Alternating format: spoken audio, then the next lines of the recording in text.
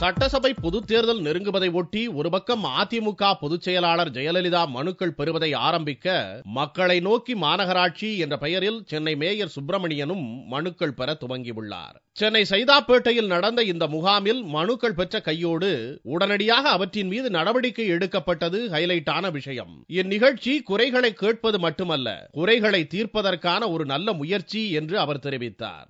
9 இடங்களில் நடைபெற்ற நிகழ்ச்சியில் 7336 பேர் மனுக்களை தந்திருக்கிறார்கள். பெறப்பட்ட மனுக்கள் அனைத்தின் மீதும் நடவடிக்கையும் எடுக்கப்பட்டிருக்கிறது. 10வதாக சைதை தொகுதியில் இந்த மக்களை தேடி மாநகராட்சி நடைபெற்றுக் கொண்டிருக்கிறது. மக்களை தேடி மாநகராட்சி எனும் இந்த நிகழ்ச்சி குறைகள் கேட்பது மட்டுமல்ல, குறைகளை தீர்ப்பதற்கான ஒரு நல்ல முயற்சி.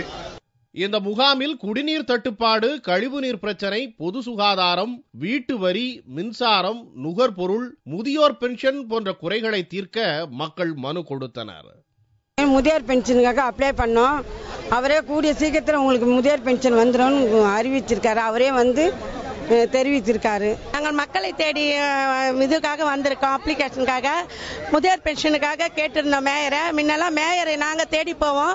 மேயரே எங்களை தேடி வந்து எங்கள் குறைகளை கேட்டு எழுதி கொடுங்கன்னு சொல்லியிருக்காங்க. எழுதி கொடுங்க, கூடிய சீக்கிரம் கொடுப்பேன்னு சொல்லியிருக்காங்க. ரொம்ப சந்தோஷமா இருக்கு. எனக்கு கலைஞர் காப்பீட்டு திட்டத்திலையும் வண்ண தொலைக்காட்சியிலையும் இதுவரைக்கும் 10 மனு கொடுத்தேன். இதுவரைக்கும் ஒரு ஆக்ஷன் எடுக்கவே இல்லை.